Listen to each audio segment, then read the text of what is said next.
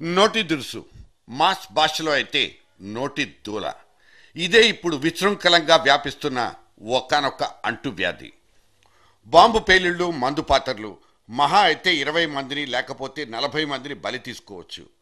కానీ ఈ నోటు దూకుడు మాత్రం కోట్లాది మంది కుత్తుకల మీద కత్తుల్ని వేళ్లాడదీసి పారేస్తోంది.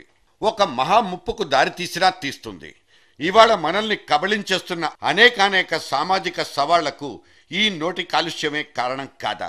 భావ ప్రకటన స్వేచ్ఛ మరీ ముదిరిపోయినప్పుడు జరిగే ఈ రచ్చగొట్టే ప్రసంగాలు, అందులోంచి ఊడిపడే నోటి తూటాలు, మరి వీటికి ఎక్కడ పడాలి సంకెళ్ళు?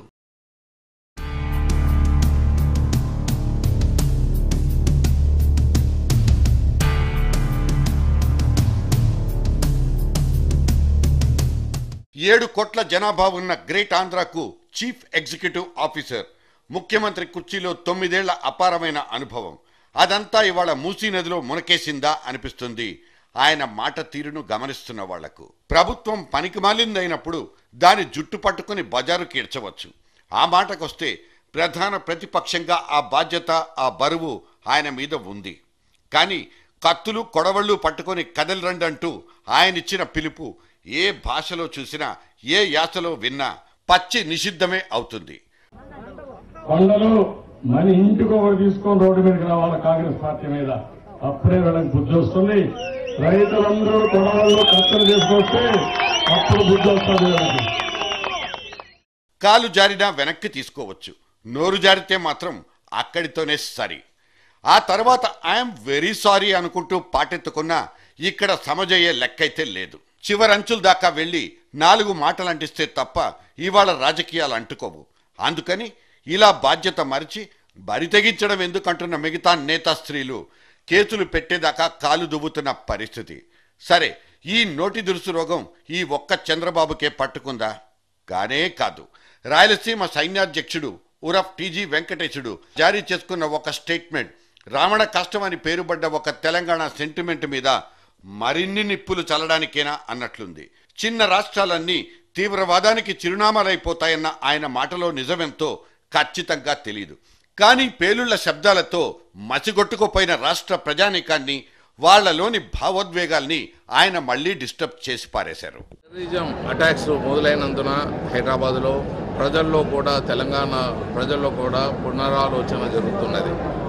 ఇటువంటివి జరుగుతుంటే సమైక్యంగా ఉంటేనే ఇటువంటి దుశ్చర్యలు జరుగుతున్నాయి. ప్రజలు ప్రాణాలు పోగొట్టుకుంటున్నారు. విడిపోతే చిన్న ప్రాంతం అయితే ఇంకా ఎక్కువ, అంటే వారికి కెపాసిటీ కూడా మించిన కెపాసిటీ అవుతుంది. ఇటువంటివి టెర్రరిజాన్ని కంట్రోల్ చేయాలంటే చిన్న ప్రాంతాలు అయితే డెఫినెట్గా వాళ్ళ ఆలోచనలో కూడా మార్పులు వచ్చినాయి. ఇక్కడ తాను ఒక బాధ్యతాయుతమైన మంత్రినన్న ఇంగితాన్ని కూడా ఆయన మర్చిపోయారా అన్నది సగటు శాంతి కాముకుడి ప్రశ్న. నిర్మల్ బహిరంగ సభ తాలూకు పర్యవసానాల గురించి మళ్లీ చర్చించుకోవడం అనవసరం. అంతకుముందు మైనారిటీ వర్గానికే చెందిన ఒకానొక కాంగ్రెస్ సీనియర్ నాయకుడు విధ్వంసకర ఘటనల కేసుల్లో అరెస్ట్ అయిన ఒక యువకుడిని ఓదారుస్తూ పాత బస్తీలో సానుభూతి యాత్ర చేపట్టుకున్నారు. నిర్దోషిత్వం ఖరారు కానంత వరకు ఓపిక పట్టలేని ఈ పొలిటీషియన్లు ఇలా పిలవని పేరంటాళ్లకెళ్లడం, అవసరం లేకపోయినా పరామర్శలు కురిపించడం తొందరపాటుతనమే అవుతుంది. దిల్సుఖ్ నగర్లో విగత జీవులైపోయిన 14 మంది కాళ్ళు చేతులు ఊడిపోయి, గుండెలు కాలిపోయి ఆస్పత్రి పడకల మీద మృత్యువును ఢీకొంటున్న అమాయకులు మన అందరినీ కలిచివేస్తుంటే రాష్ట్ర కాంగ్రెస్ పార్టీ పెద్ద మనిషికి మాత్రం ఈ సైజు సరిపోలేదు. ఇటువంటి చిన్న సంఘటనలు పోలీస్ డ్యూటీలో ఉన్న పాలకులు పాలించుకుంటున్నా బాంబులనేవి పేలకుండా ఉంటాయా అంటూ గాంధీ భవన్ సుప్రీం స్టార్ సత్యబాబు ఒక నిర్వికారమైన స్టేట్మెంట్ ఇచ్చి పాడేశారు. ప్రభుత్వాలు ఇప్పటికే అన్ని చర్యలు తీసుకుంటున్నాయి. అప్రమత్తతో ప్రతి కార్యక్రమాన్ని కూడా చేస్తున్నాయి. అయినప్పటికీ ఎక్కడో చిన్న చల్లాముదురుగా ఇలాంటి సంఘటనలు జరుగుతున్నప్పుడు ఇవాళ రేపు అందరిది ఆ నారాయణ మంత్రమే. నువ్వు రాజకీయ నాయకుడివా లేక నారాయణవా అనేంత గొప్పగా పేరును సార్థకం చేసుకున్న నారాయణకంటూ మన రెచ్చగొట్టుడు రాజకీయాల్లో ఒక స్పెషల్ ఐడెంటిటీ ఏర్పడిపోయింది. తాను చెప్పేవన్నీ నికార్సైన నిజాలే అయినా వాటిని చెప్పే పద్ధతిలో ఆయన ఎప్పుడూ ఫెయిల్ అయిపోతారు. మీడియాలో ఓ మెరుపు మెరవడానికో, వార్తల్లో తనివి తీరా నానిపోవడానికో ఇంతకంటే గొప్ప సూత్రం లేదని నారాయణ వారు ఫిక్స్ అయిపోయారా? ఒకానొక అక్రమాస్తుల కేసుకు అడ్డంగా దొరికిపోయి విముక్తి దొరకని విపత్కర పరిస్థితుల్లో కళ్ళనీళ్ల పర్యంతమైపోతున్న శ్రీలక్ష్మి అనబడే ఒక ఐఏఎస్ అధికారిని ఈ నారాయణ మార్కు సెటైర్లకు దొరికిపోయినప్పుడు అన్ని వర్గాలు ఆయన్నే ఆడిపోసుకున్నాయి. అయినా సరే ఆయన మాటల్లో చెణుకులు తగ్గింది లేదు, ఆయన వైఖరిలో బెరుకన్నది లేదు. ఐఏఎస్ ఆఫీసర్ ఆమె లక్ష్మి తిరుపతిలో ఫస్ట్ అపాయింట్మెంట్ చాలా పర్ఫెక్ట్గా ఉండేది. ఈ అమ్మాయి ఆల్రెడీ లేకపోతే కేరళ అనుకున్నా. ఆ అమ్మాయి కరెక్ట్గా నెహ్రూకి వచ్చిన చూశారు నిజ స్వరూపం. ఆమె ఎంత అందంగా ఉంటుందో అది దరిద్రమైన కరెక్షన్. రాజకీయాలకు దాదాపు అతీతంగా బ్రతికేస్తున్న ప్రొఫెసర్ కోదండరాం సైతం ఉద్యమానికి అడ్డుపడ్డ శాల్తీల్ని ఏకబిగిన ఊదిపారేశారు. నాన్నకు పట్టిన గతే నీకు పడుతుందంటూ మంత్రి దుద్దిళ్ల శ్రీధర్ బాబుకు చావు కబురు చేరవేసినప్పుడు గాని, ఇంకో మహిళా మంత్రి గీతారెడ్డిని మీ తల్లి ఈశ్వరీబాయ్ ఎక్కడా నువ్వెక్కడంటూ విపరీతార్థాలు తీసినప్పుడు గాని కోదండరాముడు కార్నర్ అయిపోయి చివరకు సారీ చెప్పుకున్న దిక్కులేని పరిస్థితి. ముఖ్యంగా ఈ గడ్డ మీద ఉన్నటువంటి దుద్దిల్ల శ్రీధర్ బాబుకు చెప్పదలుచుకున్నాం. ఇంతమందిని అనేక గ్రామాల నుంచి మా ఆకాంక్షను వ్యక్తం చేస్తున్నాం. శ్రీధర్ బాబు ఇప్పించే బాధ్యత మీది. వాళ్ళు అనుకుంటున్నారట ఇవ్వకపోతే ఏమైతుంది, మహా అయితే అధికారంలోకి బయటికి పోతాం కావచ్చు అని అనుకుంటున్నారట.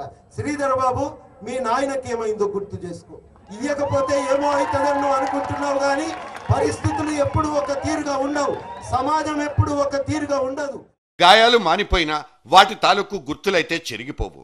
జ్ఞాపకం ఉంచుకోవాలే గాని మన దగ్గర చారిత్రక తప్పిదాలకు కొరతేవీ లేదు. ట్యాంక్ బండ్ మీద తలెత్తుకు నిలబడ్డ తెలుగు తేజాలు రెక్కలు తెగి హుస్సేన్ సాగర్ నీటి మడుగుల్లో ముక్కలుగా తేలిన వైనం ఒక మానిపోని గాయం. పెంచిన ₹1 కరెంటు ఛార్జీని తగ్గించమన్నందుకు బషీర్బాగ్ బ్రిడ్జి కింద చవిచూసిన చిన్న సైజు రక్తపాతాన్ని ఇవాల్టి దాకా మర్చిపోలేకపోతున్నాం. ఇవన్నీ ఓ చంద్రబాబు నాయుడు ఇంకో కోదండరాముడో ముందుకొచ్చి క్షమించమంటూ మోకరిల్లినంత మాత్రాన చెరిగిపోయేవి మాత్రం కావు. సరే, ఇవన్నీ పరిపాలనాపరమైన పొరపాట్లుగానో ఉద్యమ వేడికి రాజుకున్న అరాచకాల లెక్కల్లోనో జమైపోవచ్చు. కానీ నోటి మాటలతో మీటలు నొక్కడమనే ఈ అడుసు తొక్కే కార్యక్రమాల మాటేమిటి? ఇక్కడ నిస్సిగ్గుగా పాలు పంచుకుంటున్న ఈ నాయకాగ్రస్తులందరూ ఆయనక కాళ్ళు కడిగే వీలే లేదన్న విషయాన్ని మాత్రం గ్రహించలేకపోతున్నారా? నోటికొచ్చిన ఆ 4 అనేసి ఆయనక నాలిక కరుచుకున్నంత మాత్రాన అంతా సద్దుమణిగిపోయే ఛాన్సులైతే ఇప్పుడు లేవుగాక లేవు. ఒక్కసారి ప్రభావితమైపోయిన తర్వాత మళ్ళీ వెనక్కు తిరిగి చూసుకునే పరిస్థితిలో లేదు కదా ఇవాల్టి ప్రజానీకం. దాసుడి తప్పులు దండంతో సరి, కానీ వ్యవస్థను విచ్ఛిన్నపరిచే వ్యక్తిగతాల మీదకి దాడులు పాల్పడే తప్పులు మాత్రం 2 అక్షరాల సారీలతో మాత్రం చెరిగిపోవు. కానీ ఇవాళ క్షమాపణకున్న ఔన్నత్యం, క్షమాపణలోని చిత్తశుద్ధి 0 సైజుకు పడిపోయింది. రాజకీయాలకు, రాజ్యకాంక్షకు, క్షణికమైన అవసరాలకు లొంగిపోయి సారీ అనే పదం చచ్చుబడిపోయింది.